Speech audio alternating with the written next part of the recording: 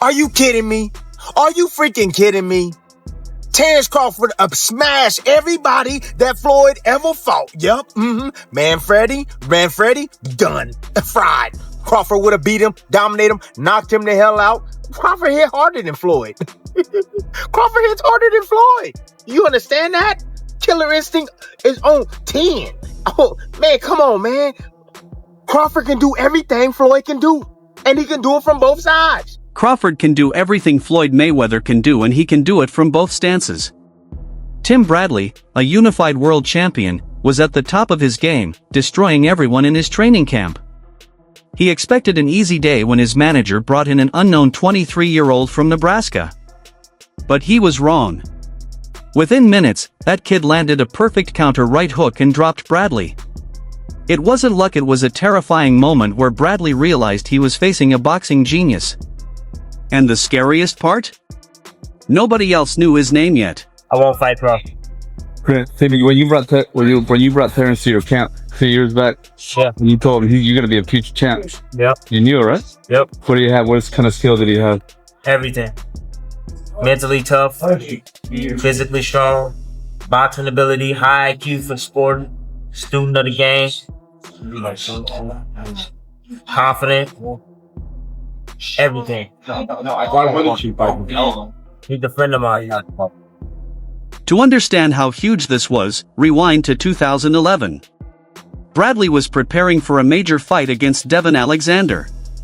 His training camp was intense so much that he was literally hurting sparring partners and running out of fighters. Desperate, his team brought in Terence Crawford as a last-minute replacement. Crawford had only a dozen professional fights and had never gone past the 7th round.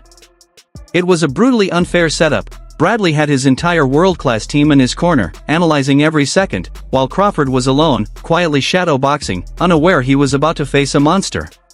Well, first of all, I think I was getting ready for Devin Alexander, and then I had him for Pacquiao too. So I had him for 2 camps, but I was getting ready for Devin Alexander, and I was tip-top shape. I was sending everybody home. I was beating up everybody in the gym, sending them home. And I was running out of sparring partners. So I told my manager, Cameron Duncan at the time. That was 2011? That was about 2011, yeah. right? Okay. Yeah. And then so I called him up and I said, hey, I need a sparring partner, man. Like, I'm sending these guys home. Like, I need somebody that's durable, somebody strong, somebody tough. And he was just like, well, I'll send Crawford. I'll see if he can come out. So got in contact with Crawford, his camp, whatever. He flew out by himself. He came in the gym. I seen him sitting in the gym. He had these little plaits in his head, very dark skin, look kind of scrawny. He looked strong, you know what I'm saying? I already know, certain builds, I'm like, yeah, he looks strong. Yeah. Very linky, quiet, didn't talk much, man. He warmed up, got in the gym, we started working, we started sparring, and I was like, oh my God, he was lighting me up. Every mistake I made, bing, bing, bing, he was catching me, countering the shit out of me. And I was like, my gosh. When the session began, Bradley tried to take it easy to see what Crawford could do. That was a big mistake. Crawford immediately landed a stiff jab, then a sharp counter that shocked Bradley. Bradley, embarrassed in his own gym, turned up the intensity to world title pace. But Crawford didn't break. Amid all the chaos, he landed a precise shot that buckled Bradley's legs. Bradley admits today that in a real fight, it would have been a knockdown. The gym went completely silent. The unknown kid had just dropped the champ. Yeah, so after the sparring session, I'm like, yo, I sat there, I'm like, damn, bust a lip and all. I'm like, man, I was sending everybody home. I'm like, this dude just walked through me like nothing. I looked at him, I said, bruh, you ain't no sparring partner. I said, man, what's your name? He was like, Terence Crawford. And I'm like, man, where the hell you from? He goes, Omaha, Nebraska. I go, bruh. I'm like, you ain't no sparring partner. You a world champion. And he was like, you really think? I was like, man, you got the goods. Look, listen to me. Every time I would try to step it up, because that's what I would do. I would go half-ass, and then, if they start getting the best of me, then I'll step it up. And if they start getting, then if they rise their game, then I rise mine. And I just kept rising my game. And I just kept trying to rise my game. Well, he rose his game. And I'm like, God, I was like, dang, this dude is different. Like most guys would just crumble. Like, oh, you the champ, so I'm just gonna lay down. He didn't lay down at all. He didn't take it easy on me, and I was like, oh my god. So it went from there. So I immediately after training, I took him back to his hotel, and better yet, he had no coach with him. Nobody would. Literally, they were giving him water, and that was it. He didn't have a coach telling him what to do. My coach sure as hell wasn't telling him what to do. And he just figured it out. And I'm just like, what the hell going on here? This is why Bradley now calls Crawford a master thinker. Most young fighters crumble when a champion turns up the pressure. Crawford did the opposite. With no coach giving instructions, he adjusted in real time. Bradley described him as a chameleon, and when pressed aggressively, Crawford fought off the back foot. When Bradley boxed from distance, Crawford switched stances from orthodox to southpaw, disrupting the champ's rhythm. Using his wrestling background, he pivoted out of dangerous corners and set intricate traps. Every time Bradley thought he had an opening, he realized seconds later that he had walked into Crawford's trap. After 4 furious rounds, Bradley's trainer finally stopped the session to save the champion from unnecessary punishment. Cameron. I'm like, yo, where does that come from? Cameron Duncan? Like, what? Cameron Duncan? Yeah, he goes, what, he's no good? You're going to send him home too? And I'm like, hell no. I was like, bro, when is this kid fighting? He was just like, what do you mean? I said, dude, what are you doing with him? And he was just like, well, nothing right now. He's kind of benched. Issues. He has issues outside of the ring, and so it's kind of benched. I'm like, bro, I was like, I'll buy him out of his contract right now. I said, how much you want for him? I'll buy him right now. And he was like, wait, hold up. I love Terence. What are you talking about? His tone changed real quick when I was telling him, like, bro, I was like, he dominated me in his sparring session. He goes, what? He goes, really? Yeah. So then, all right. He didn't know what he had. He didn't know what he had. He had no clue what he had, right? Yeah. Neither did Top Rank, right? So then I'm finished camp or whatever. I go through Devin Alexander. I beat him, whatever. Then I get a call, and they're like, hey, what do you think about Crawford and Prescott? And I was like, Prescott who? The dude that knocked out Khan? Yeah. I'm like, oh, I was like, Crawford. I said, he'll box circles around him. I was like, he'll box circles around him. I said, he probably even stop him. And it was like, he goes, really? Really? And this is Cameron Duncan I'm talking to. He goes, really? You really? He's like, you're sure? I'm like, man, I promise you. Everything. Whatever it is, I promise you.